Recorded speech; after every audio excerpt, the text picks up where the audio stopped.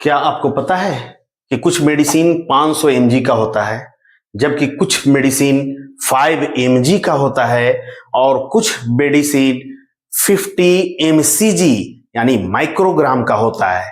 ठीक है, आइए जानते हैं इसके बारे में क्या है ये चीज।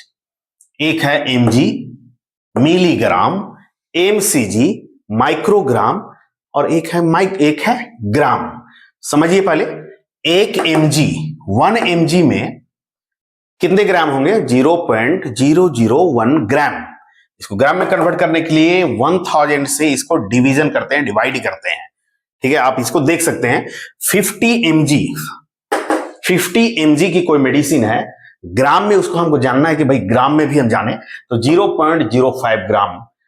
250 mg का कोई मेडिसिन है और उसको हमें ग्राम में देखना हो तो 0.25 ग्राम। उसी तरह से 500 mg का मेडिसिन है, ग्राम है उसका 0.5 ग्राम। 1000 कोई mg का मेडिसिन है, उसे ग्राम में देखेंगे तो 1 ग्राम।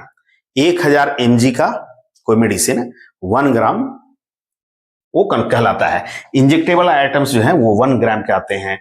500 mg, पहले उसमें कभी लिखा रहता 500 mg, किसी में लिखा रहता 1 ग्राम। तो 1 ग्राम मीन्स 1000 ग्राम, 1000 mg है ना। 500 mg मीन्स 0.5 ग्राम। ठीक है, तो कहीं 500 mg रहता है, कहीं 1 ग्राम रहता है, ये समझते हैं। उसके बाद जो है आप थायराइड का मेडिसिन में अक्सर आप देखते होंगे कि वो जो है mcg में रहता है। 25 mcg का मेडिसिन, कोई बोलता है 25 mg का दीजिए, mg नहीं है वो, mcg है। देखिएगा, mcg माइक्रोग्राम, ये मिलीग्राम है। एक होता है mcg माइक्रोग्राम, तो वो mg में कन्वर्ट करेंगे तो 0.025 mg होता है। 50 mcg का मतलब होता है 0.050, इसको भी 1000 से डिवाइड होता है। 75 mcg का मतलब है 0.075 mg एंड 100 mcg का मतलब है 0.1 mg। तो ये mg हुआ। अब एक चीज बहुत बड़ा कंफ्यूजन ये होता है, लोगों के बीच में ये मानना है और जानते हैं अक्सर लोग देखेंगे तो सेट्रिजिन हमने दिया या लेवोसेट्रिजिन दिया किसी पेशेंट को, तो कहते ये तो 5 mg का है, इतना कम पावर वाला काम करेगा क्या?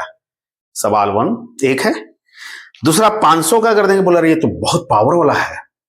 ठीक है, तो वो क्या कंपेयर करते हैं? 5 mg मीन्स कि कम पावर, 500 mg का कोई मेडिसिन है तो उसे लगता है कि बहुत पावरफुल। ऐसा बात नहीं है, ये बिल्कुल गलत बात है। ठीक है, हर एक मेडिसिन का अपना पोटेंसी होता है, उसका मैकेनिज्म ऑफ एक्शन अलग अलग होता है, उसका इफेक्टिव डोज अलग होता है। कुछ मेडिसिन 5 mg पे ही उसका वही इफेक्टिव डोज है। ठीक है, उसका इफेक्टिव डोज वही है। और कुछ मेडिसिन 0.1 mg का भी होता है ना। 25 mcg का भी होता है, जैसे थायरोक्स है तो 25 mcg का है, तो वो उसका उतना ही का जो है थ्रेश होल्ड वैल्यू वही है। समझिए, पिक लेवल पर जाएगा, उसका काम करने का जो स्टाइल होगा वो उसका वही स्टेबल है।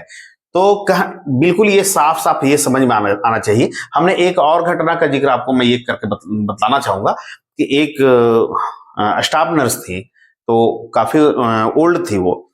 बच्चे को एक मेडिसिन देना था, है ना, निमसलाइड। जबकि निमसलाइड 12 साल के बच्चों पर इधर जो है वो बैन है, पाबंदी है, नहीं देना निमसलाइड। बड़ी इफेक्टिव मेडिसिन है, पेन किलर है, ये बहुत अच्छा काम करता है। सुमो वगैरह में ये बड़ा अच्छा है, सुमो का नाम से ये ब्रांड है, बहुत अच्छा मेडिसिन चलता है। वो क्या कि वो पहली गलती वो की कि 12 साल के बच्चों पे उसको देना नहीं था, उन्होंने जो है वो निमसलाइड दे दिया। बोले मैडम ये तो नहीं देना। नहीं इसको कोई दिक्कत नहीं है, तो 100 ही mg का तो है, 100 mg का है ये, है ना, कोई दिक्कत नहीं है। तो वो तो ज्यादा का इसका होना चाहिए था। तो उसमें कितना उनका कंफ्यूजन था कि 100 मतलब है कम है, मतलब ये बच्चों के लिए है, और 500 का कोई अगर मेडिसिन है तो वो एडल्ट के लिए है। ये इनकी भूल थी। निमासुलाइड अपने आप में, जैसे ये निमासुलाइड की मेडिसिन है, निमासुलाइड सुमो जिसको है ना, सुमो के नाम से आता था ब्रांड में, है ना, पैरासिटामोल सब मिला हुआ रहेगा, तो और भी रहता मेडिसिन उसका ये होता। तो निमासुलाइड जो 100 mg का मान लो है। नाइस टैबलेट भी आता था, नाइस आपको पता होगा, नाइस बड़ा इफेक्टिव मेडिसिन है ये सब। तो ये 100 mg का, और वही जो है